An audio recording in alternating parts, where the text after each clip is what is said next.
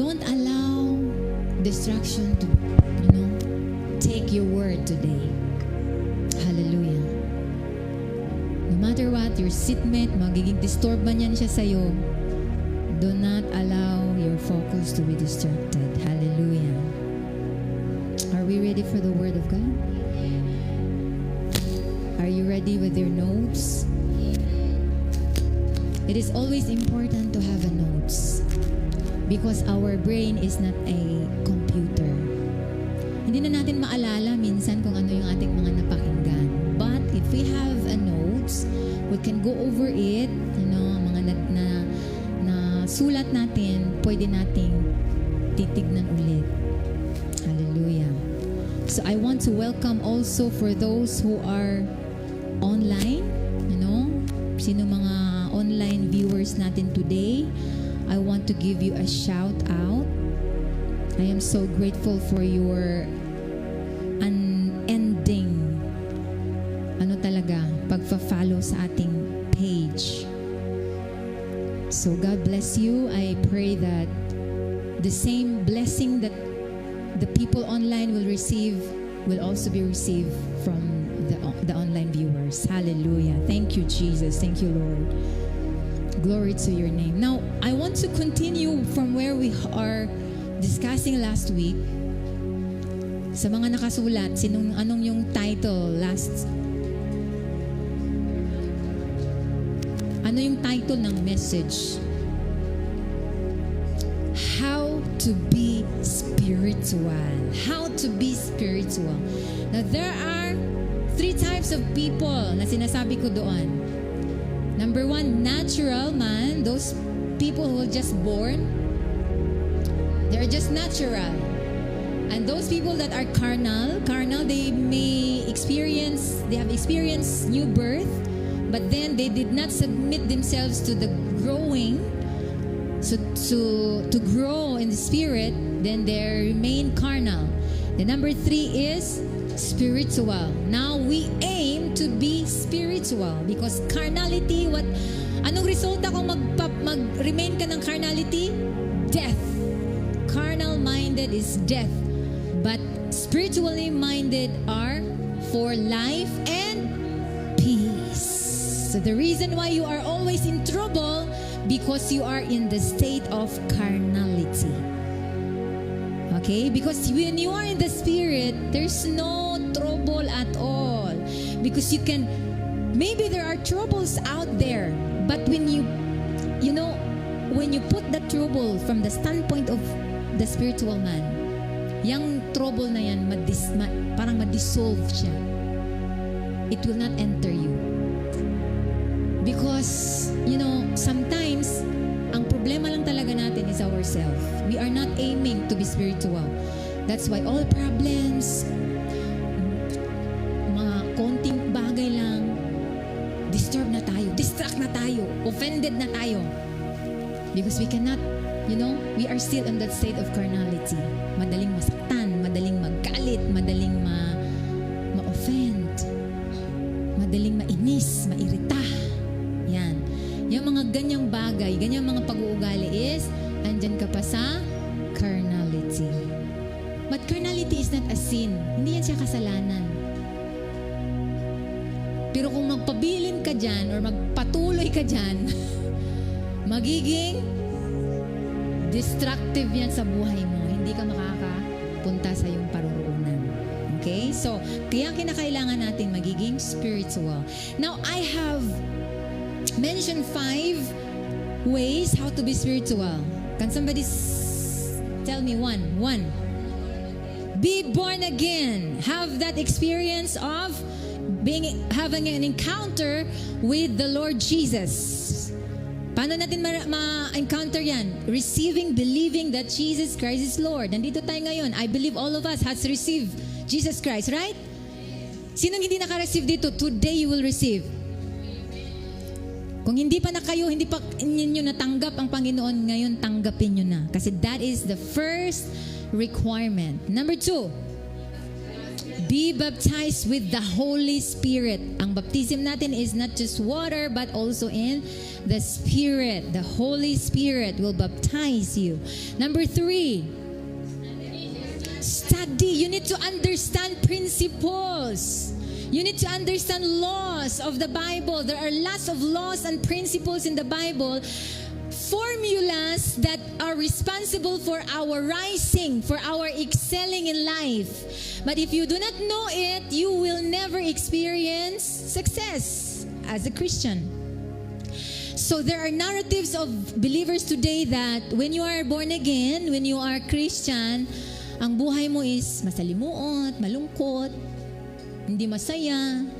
Because sometimes we equate loneliness to holiness. It's not true. Children of God are happy people, successful people. Pero bakit hindi ka nag-succeed? Why? Because you do not know the pattern. You do not know the law. You do not know the principle that will bring you to that success. Kaya kailangan natin mag-study, digging deep, in-depth study of the Word. Not just reading. Kasi kung magbasa ka lang, basa, parang nagbasa ka ng poem, memorize mo yung Genesis to Revelation, no revelation, it will not profit you. We need in-depth study. We need to receive light. Tell yourself, I receive light. Amen. Hallelujah. Number 4, ano yun? Yes. Submitting yourself to the transforming power of the Word of God with the help of the Holy Spirit. Kailangan talagang ma-transform. Before you became born again, maybe mga galitin kayo. Sabihin nyo, mga lion kami sa bahay namin. Ang tatay ko, Lion King. Ang nanay ko, Queen Lion. But because now that you are already in Christ, you submit yourself to transformation, you become born again, you transform. So hindi na, hindi, baka yung transformation nyo, nagiging lion, ngayon, maliit na lion. Lion pa rin. Hindi na. Amen. We transform into the image of Christ. Ano yung pattern natin? The image of Christ. That whenever I see you, I see Christ in you. Hallelujah. That is our goal. To be like Christ. To be like Christ. Number 5. Total submission to the leadership of the Holy Spirit. I know you can be spiritual because, hindi tayo pwede na, because we have plans, we have ambitions, and we have ways how to do it. Diba? Mayroon tayong plano, ito gawin ko, ito ganyan. Pag uwi ko, ganitong gagawin ko. May mga plano na tayo. And napakahirap mag-submit to the leading of the Holy Spirit. But if you aim to be spiritual, you must submit to His leading. And sometimes it's very painful because you have planned already. Nandyan na number 2, number 3, number 4, andyan na yung gagawin ko. But when you allow the Lord to lead you, He might tell you, this thing, erase it. Wala yan lahat. Balik ka sa uno. And sometimes, many people cannot accept that. Hindi, Lord, oy, naka-ano na to, tayo na ako ng haligi ng bahay. Hindi na pwedeng gibain yan. Sabi ni Lord, gibain. Bunutin mo yung natarik, ano mo na puno doon. Sometimes it's like that. And it's very painful. That is the reason why many believers cannot submit to the leading of the Holy Spirit, because it's painful.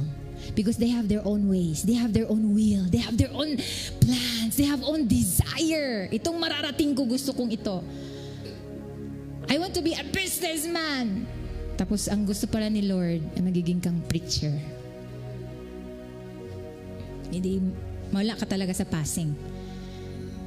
So you have to submit to the leadership of the Holy Spirit. And I mentioned last week 3 dimension of Christ that must be captured in our lives.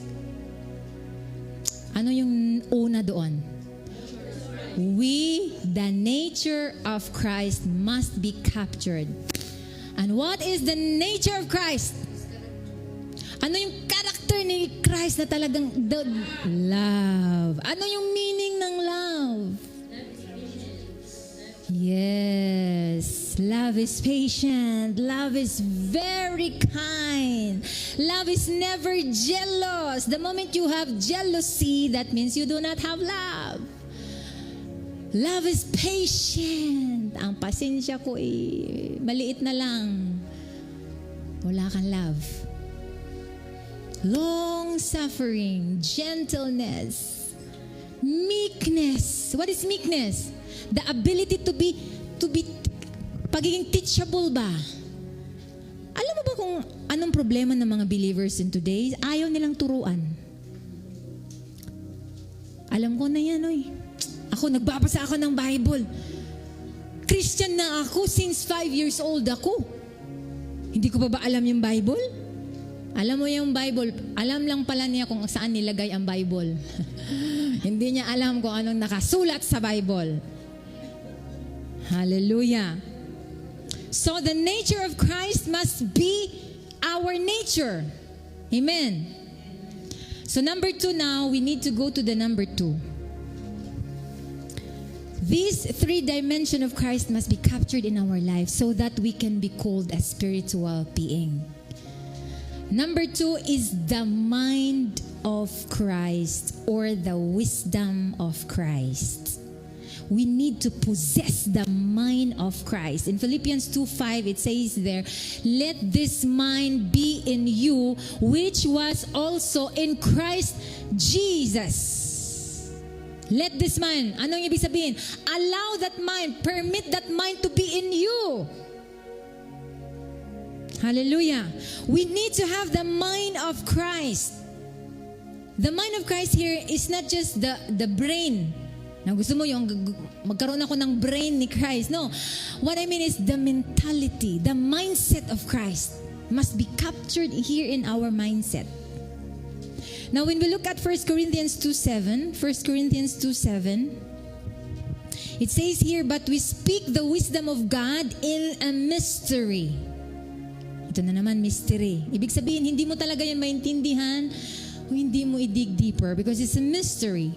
Even the hidden wisdom which God ordained before the world into glory.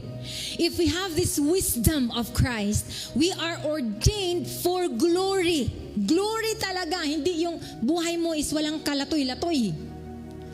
Our life should be a life of glory when we possess the wisdom of Christ. Amen. Hallelujah. The wisdom of Christ at work in me will produce supernatural result. So kung yung resulta ng buhay mo, puro weakness, problema, walang kagana-gana, wala talaga. Wala kang wisdom. Now, it takes wisdom to build excellent ministry, to build excellent business. You cannot build any business anyhow. You must possess that wisdom of Christ. Hallelujah. So that you will succeed. Your career, your relationship. The reason why our relationship of today's world, hiwalay, lahat. Because we lack wisdom. Because it takes wisdom to really build a good relationship. Because sometimes your emotion will say, I want to leave. Iwanan na kita. But wisdom says, stay. So when you don't have that wisdom, you will run away to that relationship where God says, stay. So you need to have that wisdom of Christ.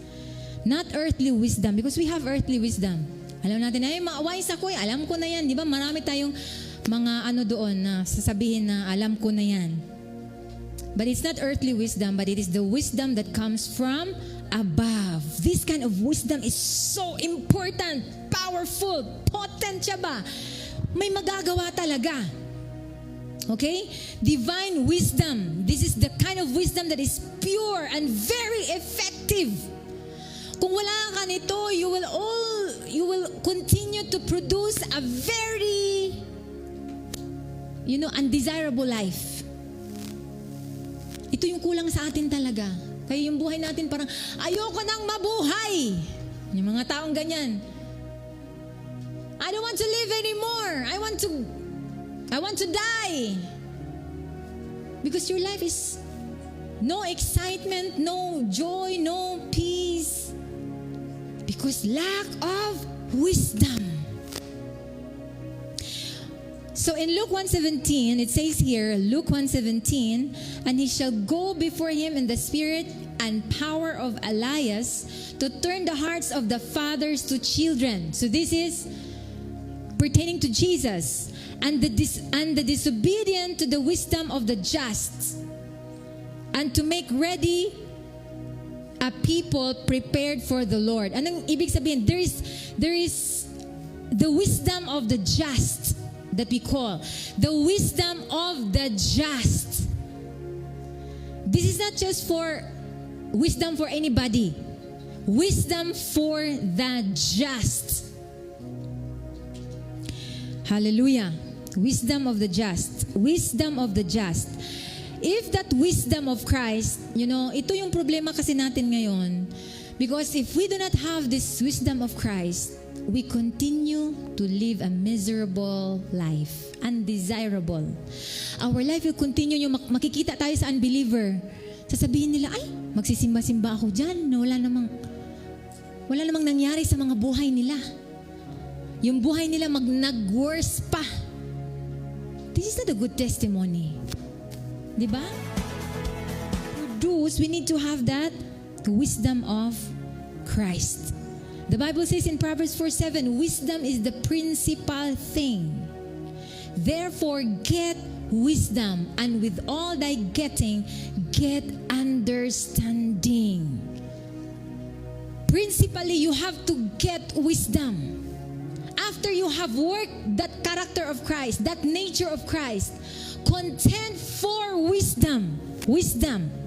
Hindi mo ito makukuha anywhere. Hindi mo ito makukuha in the school. You only get this from God. From the Word of God. That is why we are here, because we want to take part. We want to get wisdom. So I want you to, akala nyo siguro na, ay, okay lang, mabuhay ako, I survive. But we need to understand that there is always a wisdom component in our excelling in life. If you want to live, a life of excelling ba, talagang, you are in the high. Because the Bible says, Jeremiah, 29:11, my plan for you is to succeed. For you to succeed, have a good life. For you to attain this, you need wisdom. Because of lack of wisdom, we push people who are those who meant to be our destiny helpers.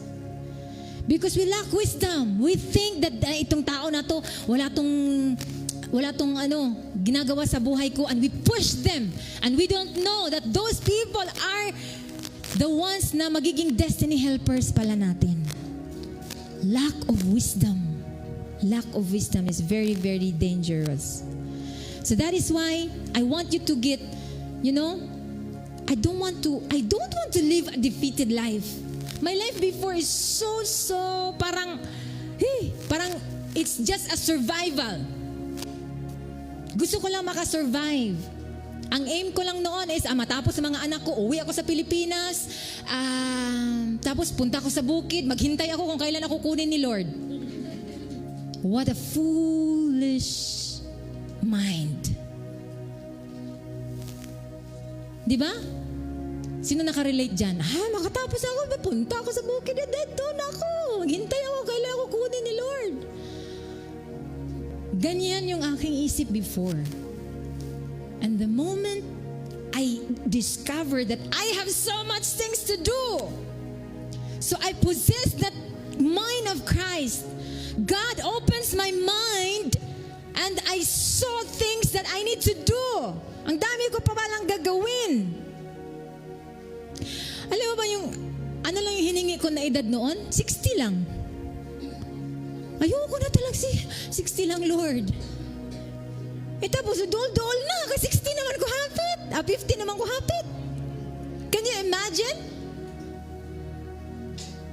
And do you think you are the owner of your years, your age? If God wants you if God wants to take your life tomorrow, who can refuse? Hindi. Kaya we need to live a life that is maximally productive. So you need to possess the mind of Christ. Be tired of living a non-productive life. If your life right now is not productive, be tired of it. So the moment I get tired of that life, I decided to pursue really, to have that mind of Christ. It's not a 24-hour journey. But if you submit yourself to that, you will discover that your life will be peaceful, joyful, no matter how problematic the world may be, but you have that peace, that joy. Hallelujah. Mind of Christ. I don't want to remain local. I don't want to remain nominal. If you want to remain in that state that you are right now, kayo lang. Ako hindi. I have to decide. Sabay kayo sa akin o hindi? Sinong sasabay magsigaw? Ako sasabay! Yes! We all need to increase our level. Don't remain there. I will not remain in Jordan for long years. Mauna daw si ate. Hallelujah. We need to move forward, but we cannot move forward without wisdom. So, we can be spiritual, and of course, we are heading to that. But you must possess the wisdom of Christ first. So, in order of priority yan, number one is the nature of Christ, that character of Christ, that love equation must be dispensed to people. Loving God, prioritizing God, and then loving the people that He died for. That's why we invite them to church, because we love them. The reason why you cannot invite your friends, because you don't care. They perish. Bahala sila sa buhay nila. No, that's not love.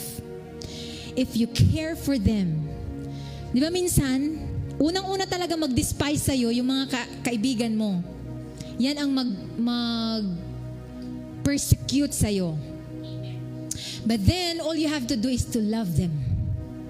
Because they do not know anything yet. Why Jesus said, di ba, si Jesus, kayang-kaya naman niyang patayin lahat yung mga nanakit sa kanya. But God said, Jesus said, Lord, forgive them, for they do not know what they are doing. So that friends, that neighbors that persecuting you, they do not know anything yet. Forgive them, love them, still invite them, give them what they need, help them at your capacity, show them love. This is the character of Christ. The character of Christ is love, but that love is not unconditional. It's unconditional. Hindi conditional. Tayo ngayon, mag-love lang tayo if may condition.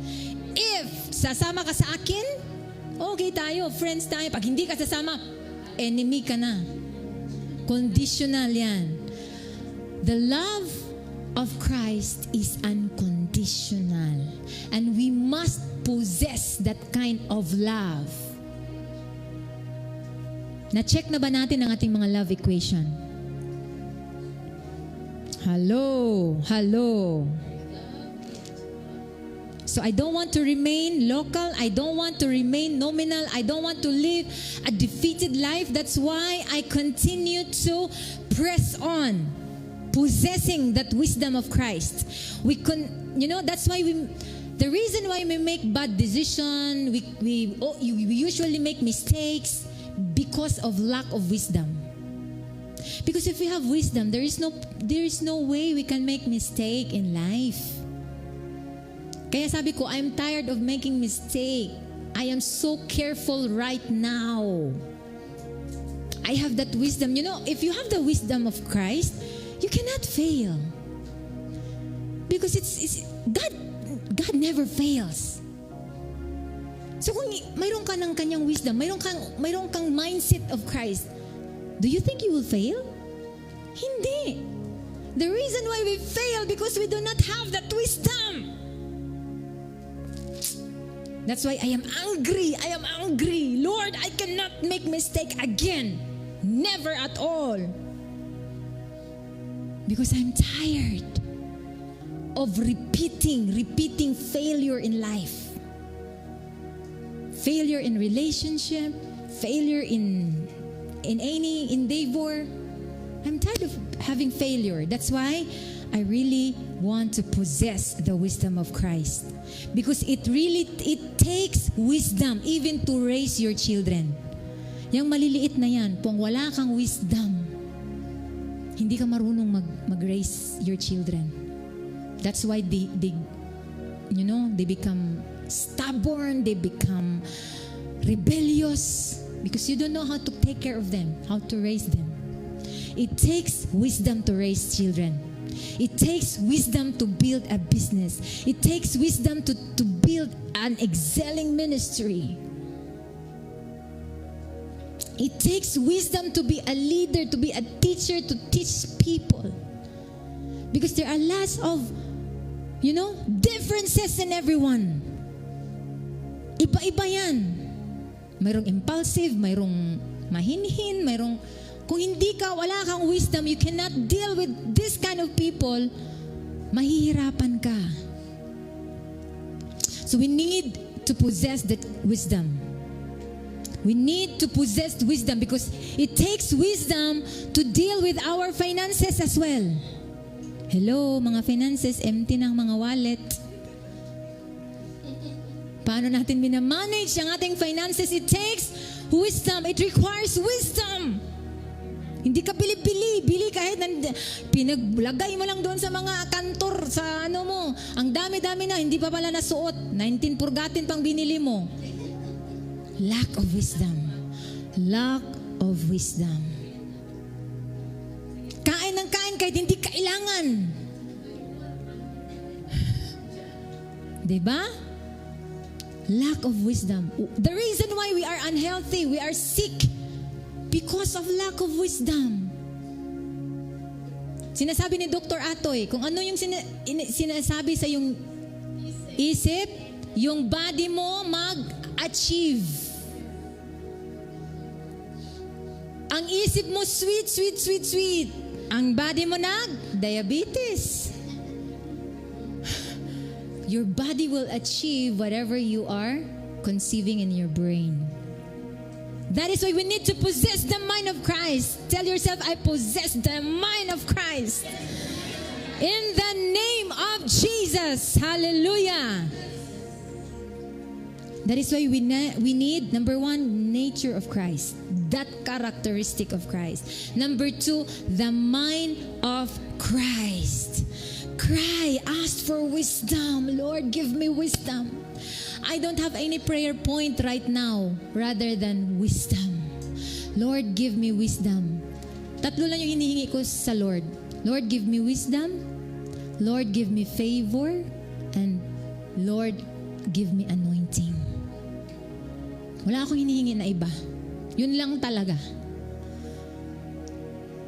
Kasi, aanhin ko naman yung mga bagay-bagay na yan. Hindi ko kailangan yan. I only need wisdom. Because the moment you have wisdom, you can build anything. Because, by wisdom, the house is built. It could be your business through wisdom, your business will be built. Diba? So kung meron kang wisdom, you can build anything. So the reason why we cannot build anything, because we lack wisdom. Today you will receive wisdom in the name of Jesus. Hallelujah. Number three, dimension of Christ that we should possess. The works of Christ. So itong three na ito, it signifies ito. Number one, nature, it signifies the heart of Christ. We should have the heart of Christ as our nature, as our character, that love equation. Number two, we should have the mind of Christ. So heart, then mind, and then now the works of Christ, it pertains to the hands of God, the hands of Christ.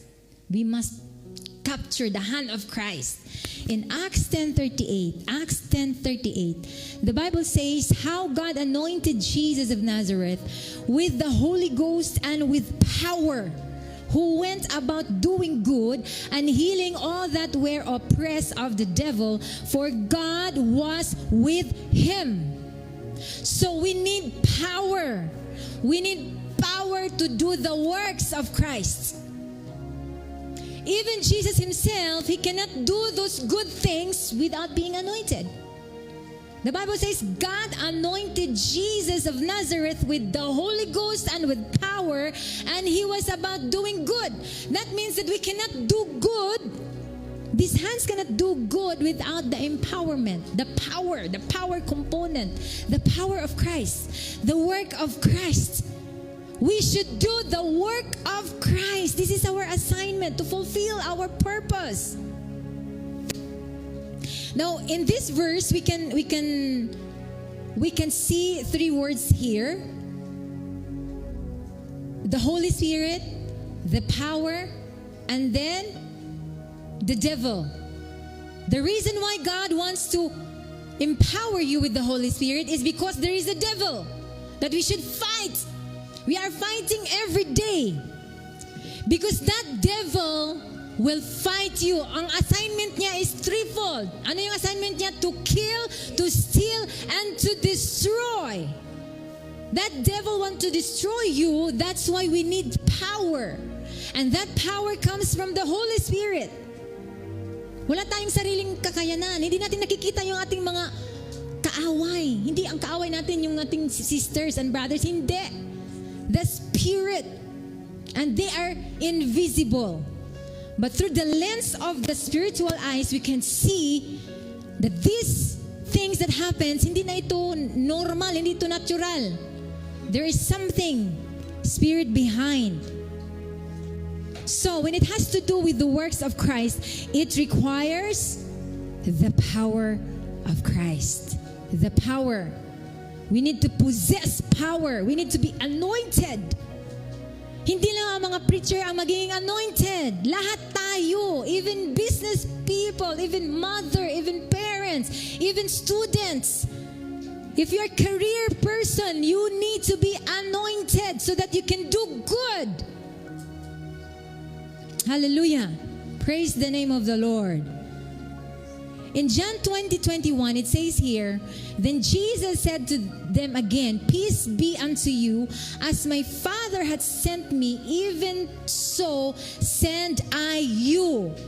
So we are sent by Jesus. As Jesus sent by his Father, Jesus also sent us. We are here for a reason. We are not here for just occupying the space. And it requires the power to work the work of Christ. We must work the work of Christ. Now, his assignment, when we look at Luke 4:18-19, sabi dito, the Spirit of the Lord is upon me. We read this in Isaiah din, di ba? Nadaanan na natin to when we read the book of Isaiah. The Bible says, the Spirit of the Lord is upon me because He hath anointed me to preach the gospel to the poor. This is Jesus' assignment. He He had sent me to heal the brokenhearted, to preach deliverance to the captives, and recovering of sight to the blind, to set at liberty them that are bruised. Verse 19, to preach the acceptable year of the Lord. This is His assignment, and this is also our assignment as an ear, as a follower of Christ. We need to do these things. This is our assignment. These are the works of Christ, to heal those who are in need of healing, to bind the oppressed. To release those oppressed by the enemy, to bind that brokenhearted, to mend that brokenhearted. This is the works of Christ. These are the works of Christ. Now, if you want to be a reflection of Christ as a spiritual man or human being, you need to have, number one, the nature of Christ, and then you have the wisdom of Christ, and then you need to have also the works of Christ. These are the things that we need to possess for us to be called a spiritual being. When you heal the sick and help those who are in need, giving them aid, for example, for those who needs help, and then teaching the believers the principles that empowers them, that is the work of Christ. Jesus spent time, 3.5 years, to teach His disciples. So this is His work. Now, are we participating in this work, or we just sit down and do nothing? Even to follow up, even to invite, hindi natin ginawa. And then we claim to be spiritual. Hello? If you are not doing the work of Christ, you are not spiritual. The work of Christ, of course, hindi lang naman pagpipreach. It is one of, but His entire mission is to save the whole humanity. Now, if you want to take part of that mission of Christ, you also need to love those people, those lost souls.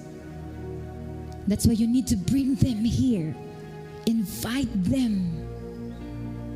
Let them know Christ. And one of them, iba sa kanila, mga pamilya mo nyo pa. Until now, hindi niyo pa nasabihan. We need to participate the work of Christ by telling them, because our God doesn't want anybody to perish. Ayaw niya na kahit isa may mapunta sa impyerno. He created the hell for the devil, not for the people. Kaya we have an assignment. We need to do the works of Christ. The work of Christ. I need to do the work of Christ. Healing the sick. When you pray somebody, encourage somebody, pray for them. You are doing the work of Christ. Encouraging, helping them in a little way that you can. If they need support, you support. If they need companion, be with them. Because not everybody in this world is just money. No. People need support. People need encouragement. People need somebody to be with them. And if you can do that, you are already doing the work of Christ. So we must do that. We must alisin na natin sa ating mga isip na magsabi, ay bahala sila. Wala akong pakialam. No. If you want to be spiritual, kailangang makialam ka. May pakialam ka. So when you see your brother or sister sinning, magpakialam. Pero hindi yung gossiper ka. May pakialam ka to really, correct them with love. Hindi yung ipagkalat mo na sa buong, ganitong-ganiti ang ginawa niya. Show love. Show love. Correct with love. Let them know Christ. Yun ang pinaka-importanting gift na maibigay mo sa iyong pamilya talaga. Please, do the work of Christ. Now, there are many believers who do not want to contend for this dimension of power kasi ayaw nila talagang magtrabaho. They do not want to do the works of Christ. And many are just idle, doing nothing for His kingdom. Now, you have to examine yourself. What am I doing for the sake of the kingdom? Tignan mo talaga yan. Ano bang ginagawa ko for the sake of God's kingdom? Nandito lang ba ako para umupo? Walang gagawin? Examine yourself. Because this is very important. You want to be spiritual, hindi mo pwedeng i-skip ito.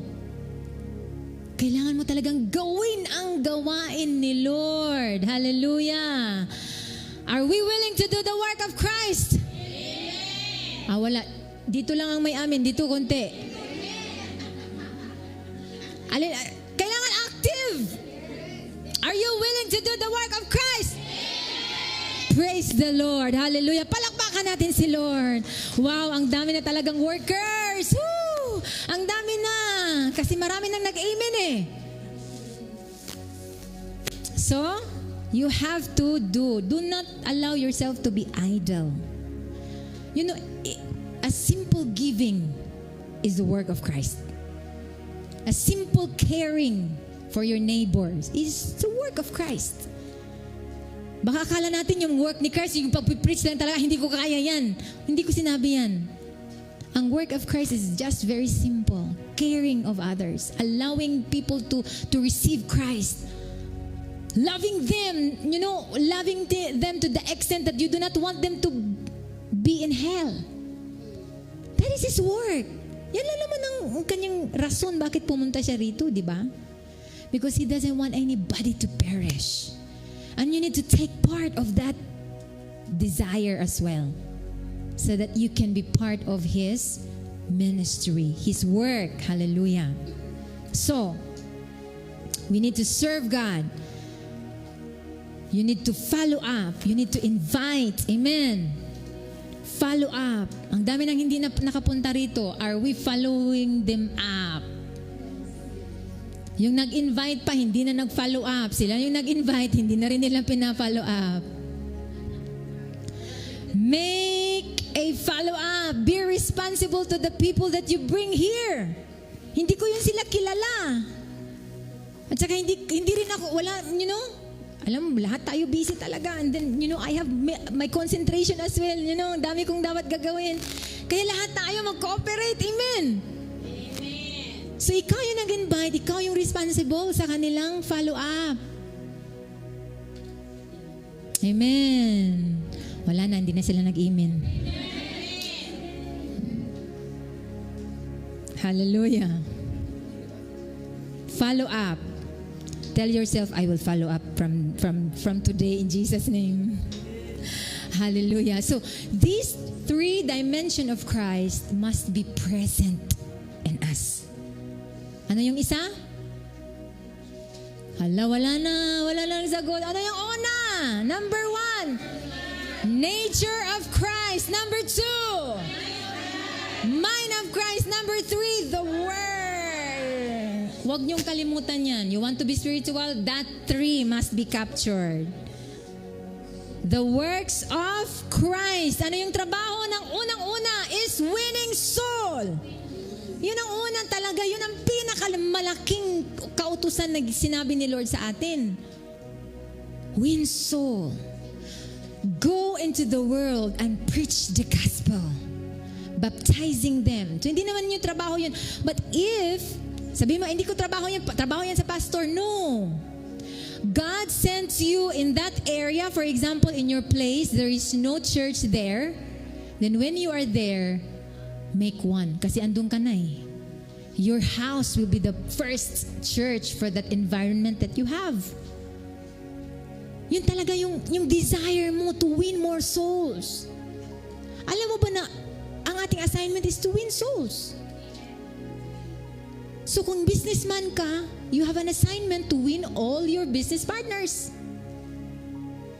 Kung mother ka, nandun ka sa school, or teacher ka, or whatever, politician ka, you have an assignment there.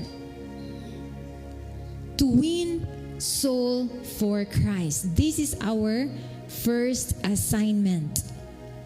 So, we have to manifest that nature of Christ, plus the wisdom of Christ, plus the works of Christ that represent the fullness of Christ at work in a believer.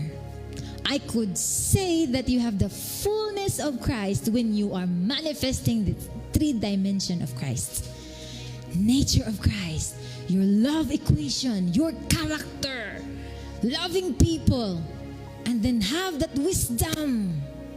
That wisdom. I need that wisdom. If we have that wisdom, and then we can now work. This is prerequisite. Kasi kung mayroon kang character of Christ, tapos wala kang wisdom, it will not work. 3 must be captured. Hindi pwedeng 1/3. Kailangan 3/3. Kasi kung mayroon kang power, you have the work. Grabe mong mag-win ka ng soul. Pero wala ka namang wisdom. Wala ka ring karakter. Anointed ka nga, bad naman yung karakter mo. Useless pa rin. Because there are lots of anointed people. You know, na hindi sila makaano. Pag naglinya na, mga pastor ha, hindi pwede mag-ilog sa linya ba? So they don't have that character of Christ. That patient is not there. Madaling magalit. Huwag mo akong anuhin. Kahit pastor ako, hubarin ko yung pagka-pastor ko. Bugbugin talaga kita. Nakarinig kayo ng ganyan? Huwag mong anuhin na pastor ako ha. Kasi yung pastor, pagka-pastor ko, pag-baptize ko, hindi ko binabaptize ng kumo ko. Minsan yung iba, yung joke nila, hindi ito na-baptize kasi bakit mag-baptize mo? Hindi talaga ito. Yung ano niya, yung feast niya, hindi niya inano sa tubig. Kasi gusto pa pala niyang manuntok. There are lots of people like that. Huwag mong anuhin ako na teacher ako. Hindi mo kilala, hindi mo ako kilala. That means that you have no character at all. Go back! You have to learn character na naman. Balik ulit, balik! Ayaw ni Lord yung anointed ka tapos wala kay batasan. Di ba? Bisaya na yon. Bugat talaga yon. Mabigat yon, mabigat. Ayoko yung magiging anointed ka pero wala kang hiya. Yan, parang ganun ba? Ang sinasabi. Masamang ugali. Kaya kinakailangan 3 yan. 3/3. Nature of Christ, the mind of Christ, and the hands of God. The hands of Christ, the work of Christ. Kailangan makapture natin yung lahat. Are we willing to work on that? Hallelujah! From now on, kung inuutusan na kayo, ganitong gawin nyo, magreklamo pa ba? Ang hindi ang hindi sumagot, reklamador. Hallelujah. That is why, this is, alam nyo ba na the chiefest assignment talaga is to win soul. Yun talaga. But you cannot win soul kung ikaw din nag-win ng soul na yan, tapos yung kapatid mo na yan, natisod ng dahil din sa bad mong ugali. Kaya hindi pwede talaga. Kailangan 3. Mayroon ka mang good ugali, mabait ka masyado. Lack of wisdom naman, di na mukha kang tanga. Diba? Magmukha kang tanga, mabait ka nga, tanga naman. Diba? Bakit kayo tumawa? Masakit ba yon? Nakakatawa ba yon? Nakakatawa na masakit? So wala nang tanga sa atin. Amen? Hallelujah. We need to possess the mind of Christ. Amen. Anointed ka pero tanga na mahirap yun, di ba? The reason why there are lots of pastor na matay sila, pumunta doon sa gira. Alam ng pinagbalaan na hindi pupunta kasi maraming rebelde, punta pa rin. Lack of wisdom. Di, pinutulan ng ulo. So, anointing without wisdom, it will kill you. Dangerous. So that tree must be captured in our life to live a spiritual being. To be a spiritual being. Kailangan yan tatlo. Please don't forget this. Ano yung una? Nature of Christ. Sigaw mo yan. Isigaw mo. Nature of Christ. Number 2, the mind of Christ. Number 3, the works of Christ. Yan. Para magiging spiritual ka talaga, kailangan liwat ka ng Panginoon. Di ba? Liwat, ano ba yan? Kamukha ka talaga. Kung ano yung ginagawa niya, yun ang ginagawa mo. Yes. Okay. Huwag na kayo mag-away. Wala nang love yan. Okay? So, now there are 3 categories of people in the world right now. There are those people who are not saved. Talaga yung mga unbelievers at all, hindi sila na-save, unregenerate. And then, there are also people who are barely saved but do not have intention to grow. Makinig kayo kasi baka isa sa mga category na ito nandyan ka. Ang second category, yung people na na-save pero walang plano mag-grow in their spiritual life. And then number 3, there are people who are spiritual man, but to be spiritual is not just a one-day affair. This is a lifetime journey. That is why you need to preserve that spirituality. For example, you become already spiritual, pero kung magtanga-tanga ka, may posibilidad na magiging carnal ka ulit. Okay? So you have to preserve that spirituality. That spirituality is a progressive journey. Yung spirituality mo ngayon, konti pa lang siguro. So you have to fuel it up so that you can grow more in your spiritual walk with Christ. So, that is why kailangan talaga na ma-possess mo yung tatlo. Pero hindi mo yan we cannot work on it alone. Yan ang problema sa atin. Hindi natin yan pwedeng mangyari sa sarili natin. Mag-study ako, mag-ano ako, para may spiritual ako. No. Kailangan mo ng tulong. That is why the Bible says in Ephesians 4:11-13, now these are the gifts Christ gave to the church. One is apostles, prophets, evangelists, pastors, and teachers. Their responsibility is to equip the people of God, to equip God's people to do His work and build up the church, the body of Christ. That's the assignment of the fivefold ministry. To equip, to build, to be spiritual, to grow. For people to grow. Kasi kung wala talagang mag-preach sa atin, walang mag-teach sa atin, we cannot grow. Hindi talaga natin maintindihan. That is why you need to submit yourself to learning. I want all of us na nandito, please be present in every midnight natin. Are you willing? Please, I beg you. Nandiyan na kami sa Jeremiah. From Genesis, nandun na kami sa Jeremiah. Please endeavor yourself, no matter how busy you are. Kahit gaano ka nakaantok, lagyan mo ng tuklang yung mata. Ano yung tuklang sa Tagalog? Tukod. Tukuran mo ba? Lagyan mo ng pin para hindi talaga makatulog. Or maghilamusan mo. You know, because it requires sacrifice. You cannot learn this thing by just 24 hours no. This journey is a long period. That is why I don't want you to be absent in church. Kasi yung teaching ngayon, hindi na yung teaching next week. Ma-miss mo na. Ang laki-laking ma-miss mo. Kung hindi ka makapunta rito, go online. Don't worry, follow online.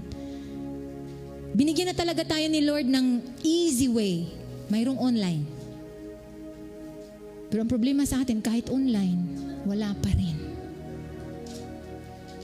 Please, our spiritual life is the most important part of our being.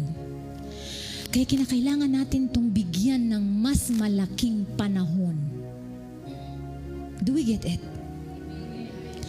Kung ikaw, you are planning many plans for your physical. Gusto mo mag-succeed, build a building, build a business, build a ministry. That is just physical. You need to develop your spiritual. Kasi dito tayo eh. Ito yung titignan ni Lord. Ito yung i-check ni Lord. Kaya I am really very serious. Kasi I received the revelation from that, you know? Diba, the Bible says, you know, when Jesus said, "Depart from me, I do not know you." And then they explain, na they said, "Lord, we do miracles in your name." That means they are a pastor. They are prophets. They are apostles. Lord, we heal the sick using your name. How come na hindi kami maka-enter dyan?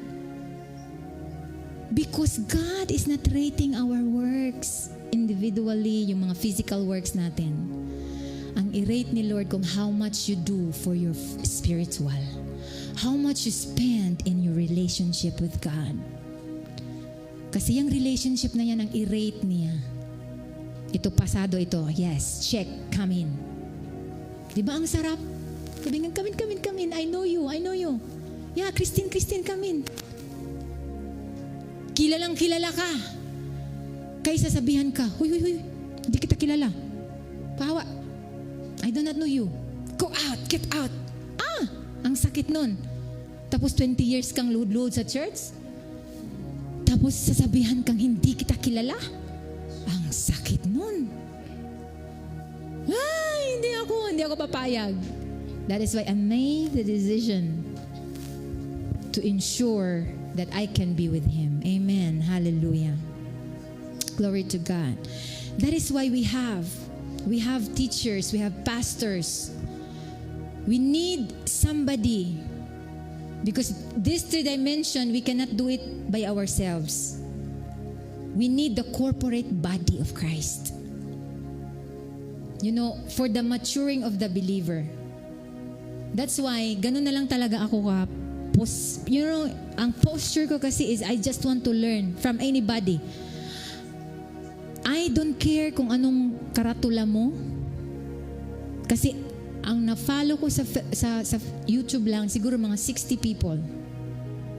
I don't care kung ano sila. Basta the moment na they are professing the Lord Jesus Christ, maganda yung teaching niya, nakakatulong sa akin, hindi ko titignan yung mga karatula.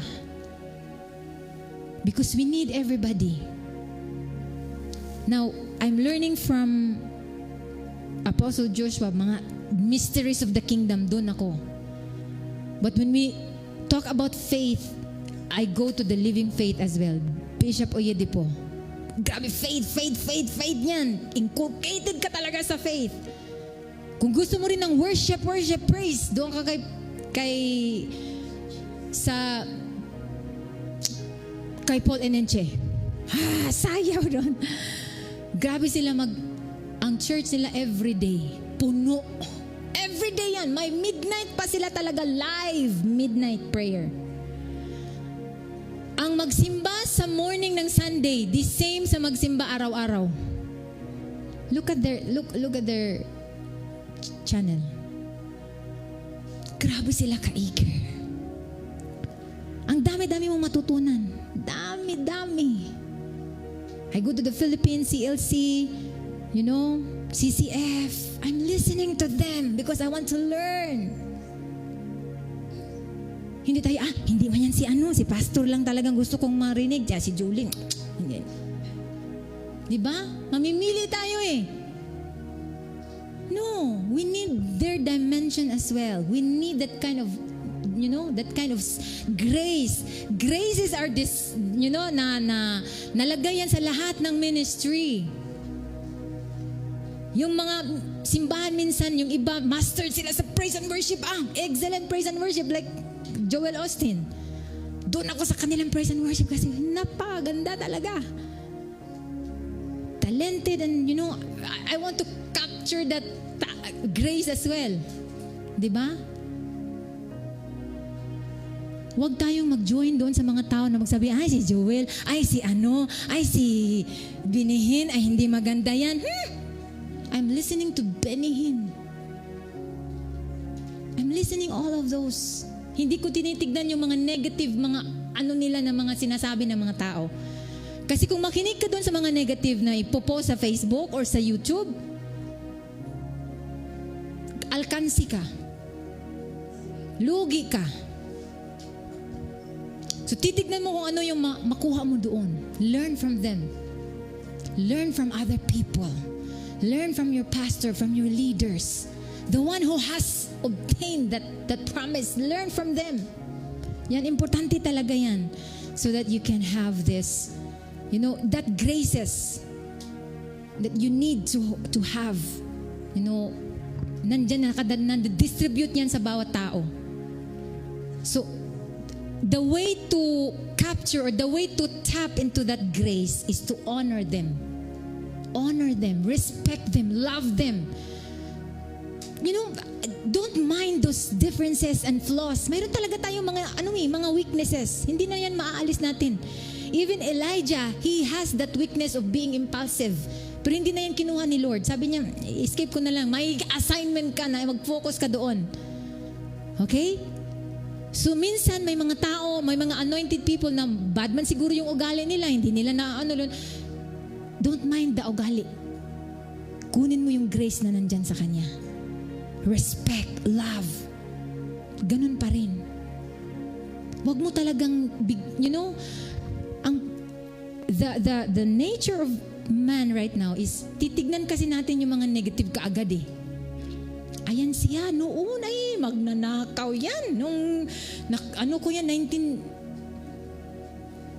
Year 2000, nadakip yan, nagnakaw. Hindi mo alam, binago na ni Lord. Tapos, ulit-ulitin mo pa rin yung mga, my goodness. Don't look at those negatives.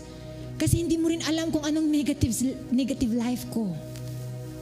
Hindi mo rin alam negative life mo. Tinitignan mo sila. Titignan mo muna yung sarili mo. Don't judge those people.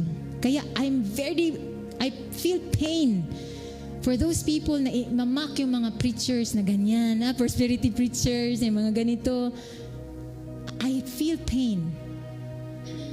Because that should not supposed to be the character of a believer. Get whatever you can get that is good. Leave those not necessary for you. Iwanan nyo na lang yun. Di ba? Para peaceful tayo. Amen? Ano yung una dapat nating makuha? Number 2. Number 3. Stand on your feet. Hallelujah.